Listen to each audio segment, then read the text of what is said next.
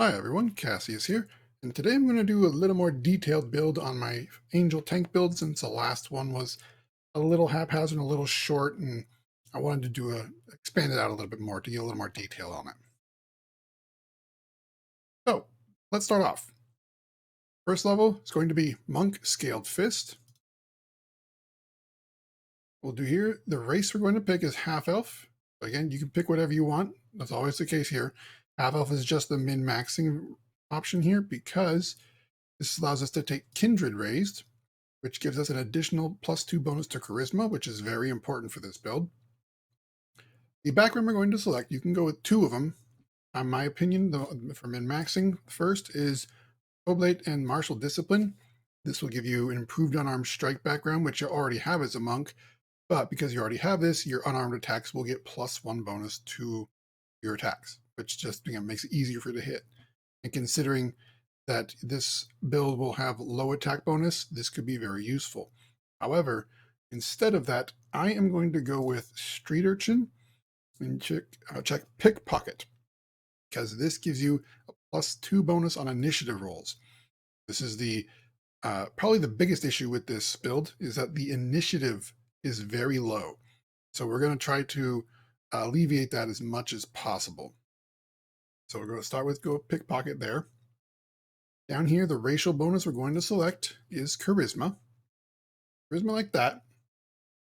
You're going to want to bump this up to 21. Now, if you're not going to be Kindred raised, then this will be 19 instead of 21, which is fine. It's just less optimal. That's all.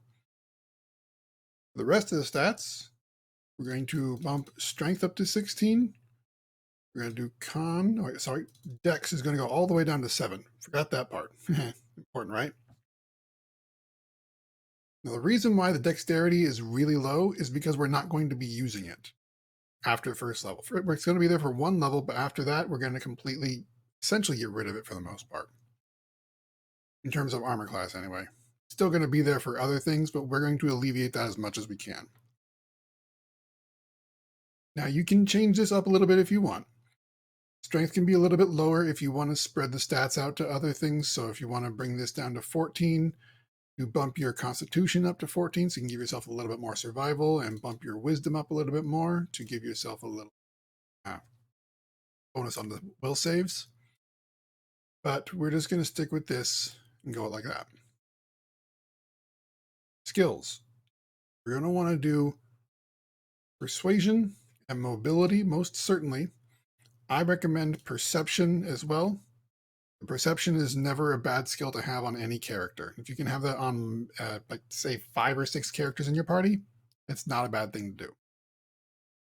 The last one we're going to put one is in Knowledge Arcana right there. And for this level, we're going to take Combat Expertise. This will make it so it's harder for us to hit, but as you can see, you get a +1 bonus to your dodge based on your character level. You take a -1 penalty on melee attack rolls, but you would get a +1 dodge bonus to your armor class for every -1 you take. So you can get up to +5 dodge bonus onto your AC with Combat Expertise. And since this guy is going to be a pure tank, that's what we're going with. Monks will get a bonus feat, and we're going to go with Dodge. This will unlock other feats later on for us to use, but also, first time you get it, dodge right away. One bonus to AC. So helpful. Deity, choose one that's lawful good. It gives you ability to choose a lawful good one. So I'm going to go with Sarenrae. Lawful good. We're not going to worry about that right now. How you doing, Co? Cassius. All right. We're going to say he's born on Christmas Day. How about that? Okay. Second level. This is where we'll go with Oracle. We're going to put the point in Persuasion, Perception, and Mobility. Now here, there are multiple choices as per usual. What I would use to recommend in every single time is Wolf Scarred Face, because it used to not have any downsides to it. But they updated it so that way you now have a 10% spell failure chance with Wolf Scarred Face. So if you go with any kind of caster, which the angel mythic path is, so I don't recommend it for that. Instead, go with powerless prophecy. What this will do is this will make it so we gain uncanny dodge. So it will help against some things, but not terribly much. But it also is very easy to countermand. All you need to have is a freedom of movement, and you're no longer worried about staggered for the first round. So get some boots of freedom of movement or cast a freedom of movement spell on the character, and you don't have to worry about that stagger at the start of the round. Granted, this will be a problem for the earlier levels, but you'll be able to deal with it. It won't be too bad. Here, for the mystery, we're going to choose nature. In nature, we're going to go with nature's whispers. This will make it so we no longer have to use our dexterity modifier for our AC. Instead, we use charisma. So it's going to go from -2 to +5 currently. Cure spells, doesn't really matter which one you choose. I choose cure because they're same thing here. This won't be terribly important for low levels, but you can go with some things like remove fear, since that's useful even later on, and it lasts for 10 minutes no matter what level you are. So that's not a bad one to get. And if you want to, say, Shield of Faith to give yourself a small amount of buff to your AC for a little while. And as you can see, with no armor on, we get +6 bonus to Charisma. Because of Charisma, we get +6 bonus from Dexterity and +1 Dodge. So with nothing on, 23 AC. That also does not count using combat expertise. That does not count fighting defensively. So this can be much higher. We're going with level 3 now. Level 3, we're going to go with Witch. Regular Witch is fine. Again, Persuasion, Mobility, and Perception. The reason why we're choosing Mobility is because it gives a bonus to fighting defensively. When you have 3 ranks into Mobility, you get a +1 bonus to your dodge AC while fighting defensively. So that is why we put those there. You no longer need to put any more points into Mobility after this. You can choose whatever skill you want from this on. But there is one other skill actually that we're going to want to focus on, actually 2 technically. And at this level, we're going to go with Improved Initiative, because our initiative is going to be bad with this build. We want to make sure it's as good as possible. So that's why we chose our background. That's why we're taking this here. Get ourselves a +6 initiative so we can go early. Or +6 to our initiative. And here we're going to go with the Lizard Familiar, because Lizard Familiar will give us a +1 bonus to our natural armor class. So just for having the Familiar, as long as you have him out, just make sure you summon, and you'll have +1 bonus to the natural armor, and it'll give you a +2 bonus to perception too. So handy.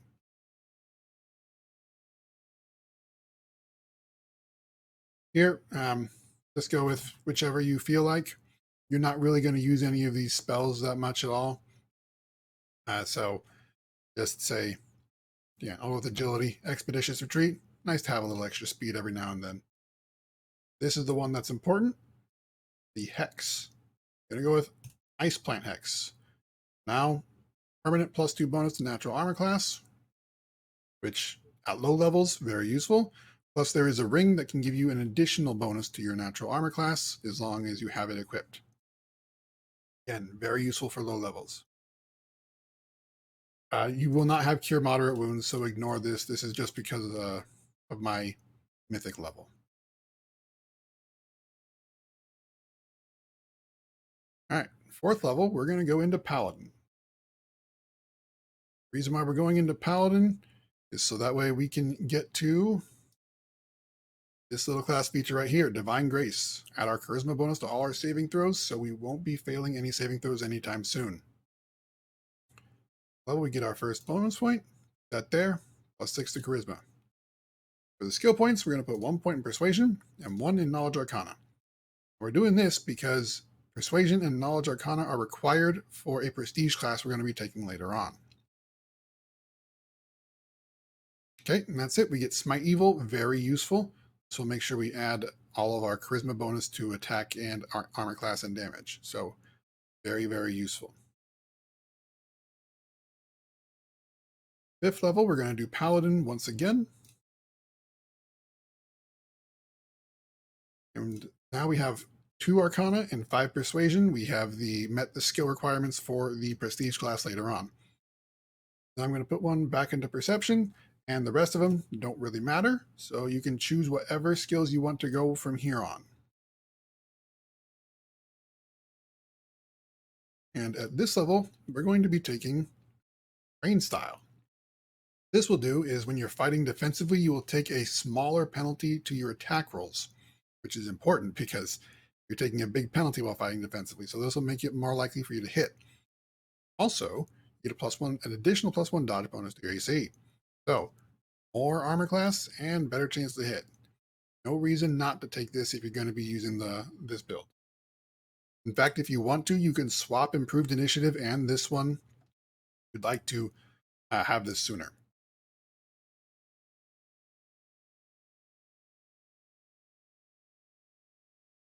And now we're on to level 6. We're going to start with another class, Alchemist, Vivisectionist. This will unlock the mutagen, the sneak attack. Mutagen we're not really going to use so much until we get to level 2. Sneak attack has various uses in the game, and I definitely recommend it. And at level 7, we're going to go with Alchemist again.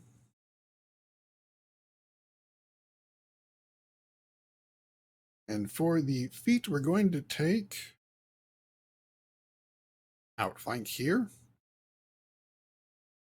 This will make it so this is one of the single most useful offensive feats in the entire game. I highly recommend taking it for any offensive character you're going to have. And for the medical discovery, you want to go with Cognitogen. I don't know how to pronounce it. I'm sorry. I still haven't learned how to pronounce it. Because this will give you a bonus to +4 bonus to your charisma and +2 natural bonus to your AC for 20 minutes. We're going to be moving on to level 8 now. Level 8 will be Monk Scaled Fist, level 2. This is for a few reasons. Put 1 point into charisma. Always charisma whenever you have the choice here. First reason is because we get another bonus feat to take. We're going to go with Blind Fight. This makes it easier for us to tank against invisible enemies, so they don't get the bonus against us. So very useful. We also get Evasion. So very useful little level right there for the monk. You'll also note that the charisma and stats are going to be higher than they otherwise would be. That is a result of me being level 20 and just they're going to be inflated. So this shouldn't be quite so high. So anyway, continue. On to level 9. We have now met all the requirements for the Prestige class Hellknight. The feat we're going to be taking is Crane Wing. This is only going to be the case if you are going to be using a one-handed weapon and not using a shield. Because what this will do is it will give you an additional 4 bonus to your AC against melee attacks. And so it just, again, more bonus. However, if they miss by less than 4, you lose that bonus for the rest of the round. But still, an additional 4 is really good to have. Plus, when we get the next ability, Crane Riposte, it's just going to make it even better.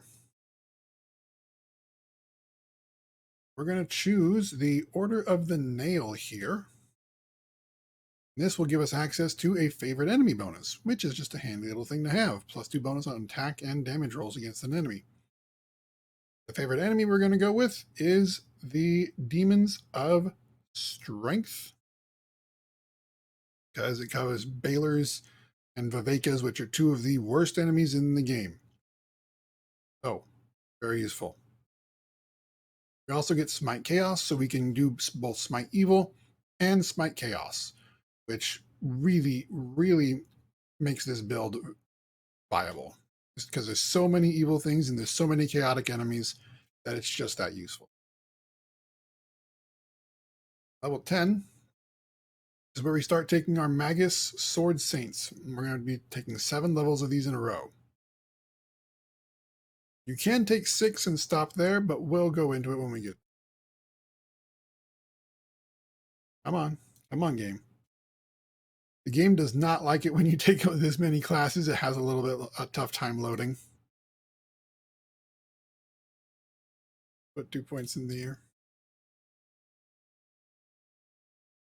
Now, you choose a chosen weapon here. And this will be the one that you will be using basically for the rest of the game. This doesn't really matter what you choose. You can choose unarmed. You can choose bite if you have a wolf scarred face. In fact, if you did choose wolf scarred face, I would recommend going with bite simply because you will always have that weapon every single time you attack, no matter what. So very useful. But just for simplicity, I'm just going to go with longsword. One of the bonuses with chosen weapon is that you will get weapon focus with whatever weapon you choose. So you don't need to take that beforehand.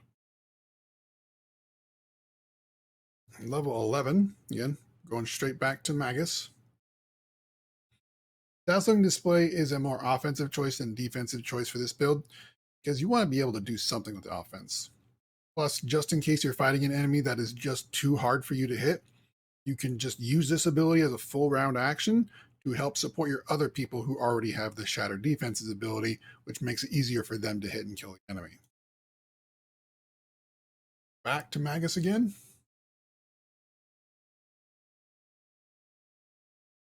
I'm going to go with Arcane Accuracy because this lets you add intelligence bonus to your attack rolls, which this can be very useful if you're having trouble hitting. And by the end of the game, you're going to have +5 or +6 to your intelligence bonus, so that'll be useful. 13th level. Here we're going to be taking, there it is, Crane Riposte.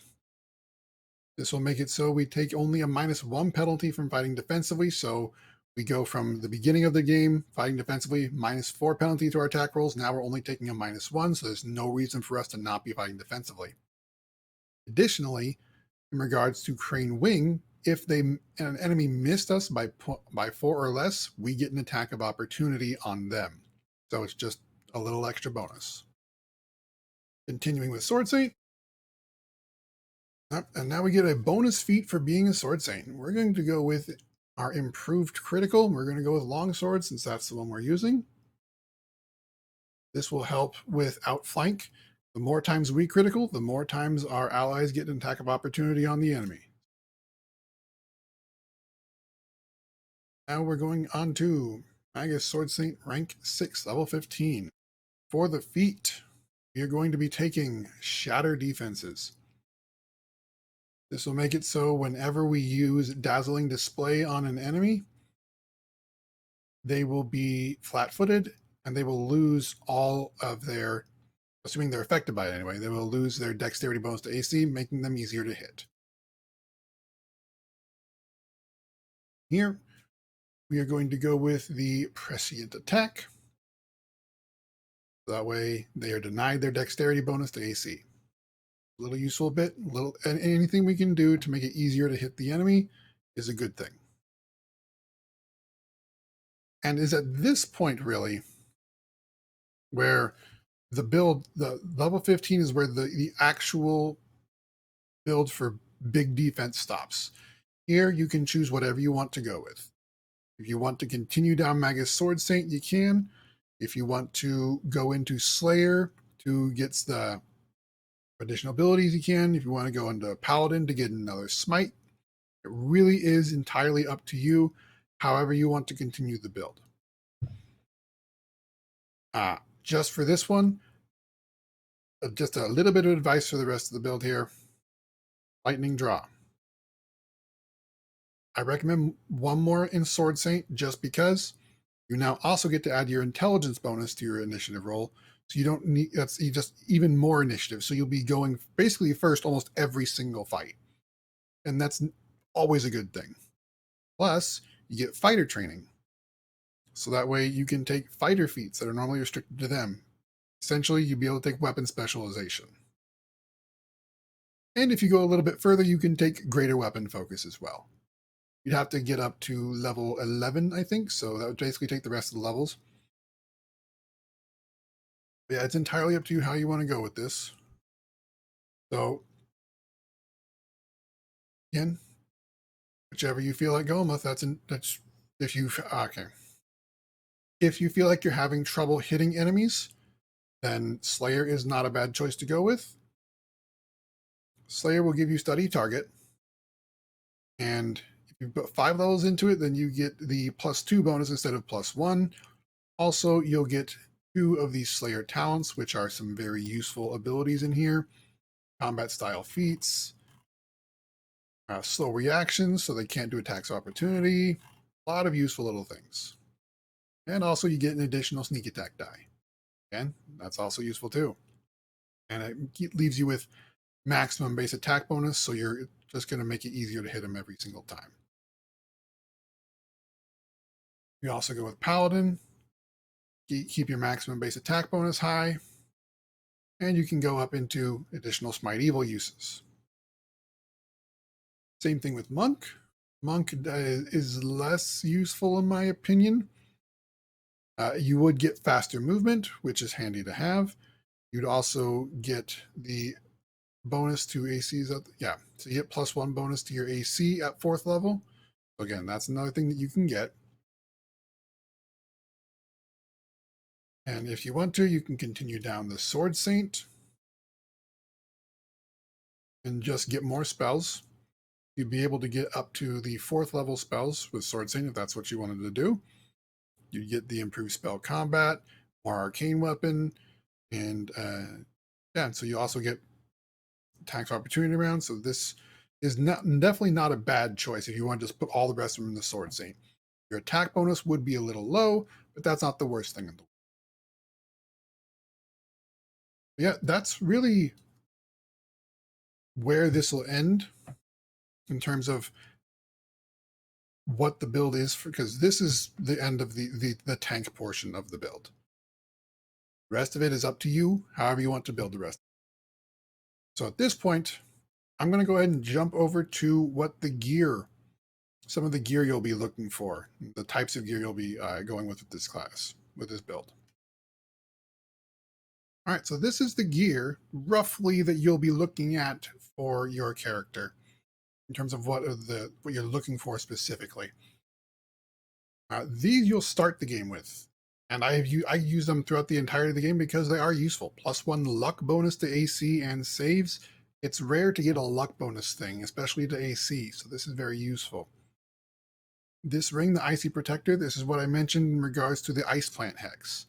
You can buy this at Defender's Heart right when you get out of the introduction area, essentially. And this will be a little expensive, but it is very worth it for that point in the game.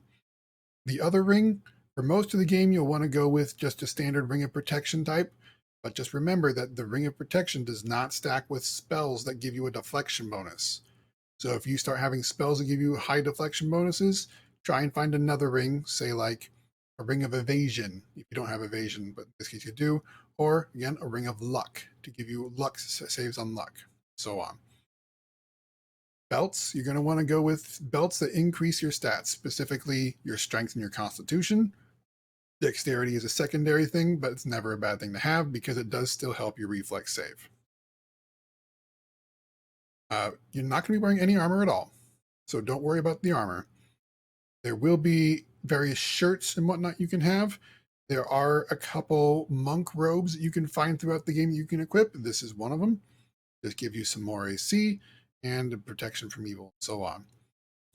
Cloaks, most of the cloaks you're going to be wearing throughout the game are going to be the resistance, bonus to resistance cloaks. I don't seem to, there we go. So +1, +2 resistance, etc. Just basically makes it so your saving throws are going to be even higher. But as you can see, I don't even have one on right now, and my saving throws are insane. So it's not really that big of a deal by the end of the game, so you can put on something else. for the helmet, you're typically going to want to go with the headband that increases your mental stats, specifically charisma. Although intelligence is also useful because you're going to have Magus Sword Saint, which will be, again, I'm up to 26 intelligence. So again, if I put 8 levels in the Magus Sword Saint, I'll have +8 to my AC.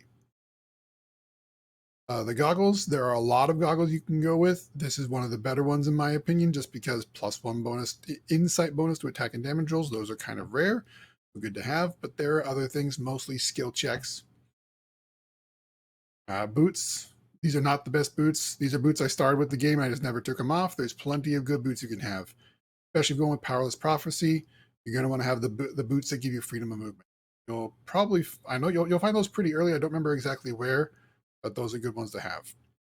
Gloves, I go with this one because I had an unarmed attack with this build. So I was doing a lot of extra unarmed attack damage as a result of this. This helped it out. Necklace. Natural armor is good to start with until you get spells that boost a natural armor. In which case, this one, even though this one does have natural armor built into it, it also adds +2 bonus to my charisma. So I have even more charisma result. One of the items you're going to want to look out for will be Arodin's Wrath. This makes it so your Smite Evil class ability does not add deflection bonus to your AC, but instead a sacred bonus. This is very important because sacred bonus is rare, and deflection bonus that would not stack with the ring, but the bonus you would get from your ring. So this is a good one to have. That's about it in terms of the gear. There are a lot of weapons that you can have, so I'm not really going to go over the specific weapon types, but there's a whole lot of stuff. Just to focus on the general ones you want to go with. And this video is already going to be as long as it is anyway, so I hope you find this useful. I'm sorry if this went on a little bit too long. I'm happy you stayed with it throughout the entire thing, though. So, until I see you again, have a good one, y'all. Later.